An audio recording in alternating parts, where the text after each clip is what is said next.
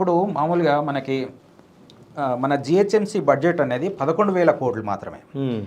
వేరాజ్ New York city budget అనేది దగ్గర దగ్గర $127 బిలియన్, అంటే దాదాపు 100 రెట్లు ఎక్కువ. జిహెచ్ఎంసి బడ్జెట్ కంటే కూడా 100 రెట్లు ఎక్కువ. మళ్ళీ ఇంకోటి ఏంటంటే అక్కడ పాపులేషన్ 88 లక్షలు మాత్రమే, మన దగ్గర 1,50,00,000 దాటింది. అంటే ఆల్మోస్ట్ డబుల్ ద పాపులేషన్ ఉన్నాం మనం. న్యూయార్క్ కంటే కూడా డబుల్ ద పాపులేషన్ ఉన్నాం. న్యూయార్క్ సిటీ వైశాల్యం అనేది 778 స్క్వేర్ కిలోమీటర్స్, వేరే జిహెచ్ఎంసి వైశాల్యం అనేది 2,053 స్క్వేర్ కిలోమీటర్స్, ఆల్మోస్ట్ 3 టైమ్స్ ఉంది. ఆల్మోస్ట్ 3 టైమ్స్ ఉంది. తర్వాత అక్కడ కార్స్ 22 lakhs కార్స్ ఉన్నాయి అక్కడ. ఇక్కడ 1 crore కార్స్ ఉన్నాయి. తర్వాత అక్కడ రోడ్ కవరేజ్ ఏరియా ఎంత ఉందంటే 10,000 కిలోమీటర్స్ ఉంది రోడ్ కవరేజ్. మన జిహెచ్ఎంసీలో కూడా 10,000 కిలోమీటర్స్ మాత్రమే ఉంది. అంటే ఏరియా ట్రిబుల్ ఉంది.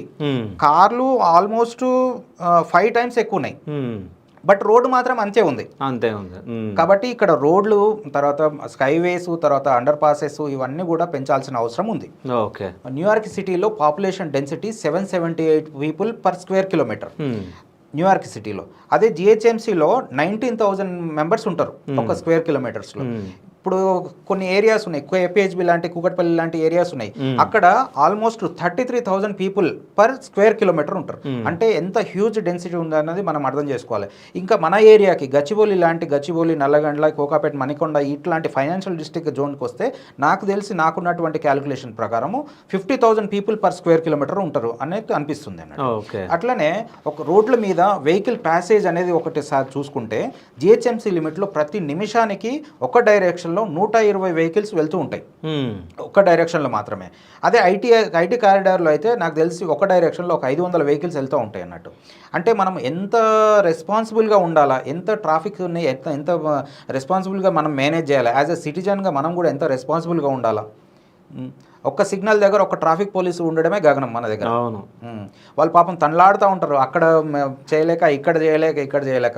చలాన్ల దగ్గర ఎక్కువ ఉంటారు, చలాన్ దగ్గర ఉంటారు. అంటే ట్రాఫిక్ ఎక్కువ ఉన్న టైంలో, అంటే పీక్ అవర్స్లో చలాన్స్ వేయరు. సుప్రీంకోర్టు గైడ్లైన్స్ ప్రకారం పీక్ అవర్స్లో ఆఫీస్కి వెళ్ళే టైంలో, ఆఫీస్ నుంచి వచ్చే టైంలో వాళ్ళకి చలాన్స్ వేయడం అనేది ఉండదు. బట్ ఓన్లీ ట్రాఫిక్ని మానిటర్ మాత్రం కంట్రోల్ చేస్తూ ఉంటారు. వాళ్ళు పాపం ఈ ట్రాన్స్జెండర్లని, తర్వాత ట్రాఫిక్ వాలంటీర్లని తీసుకున్నా కానీ పబ్లిక్ సరిపోవట్లేదు. మన వెహికల్స్ అన్నీ ఉన్నాయి మన ఏరియాలో. ఇంకా అక్కడ సపరేట్ ఒక ఇప్పుడు 4th సిటీ అని ఎట్లయితే ప్లాన్ చేస్తున్నారో అట్లా ఐటీ కారిడార్కి సపరేట్గా ఒక సిస్టమ్ అనేది ఏర్పాటు చేయాలి.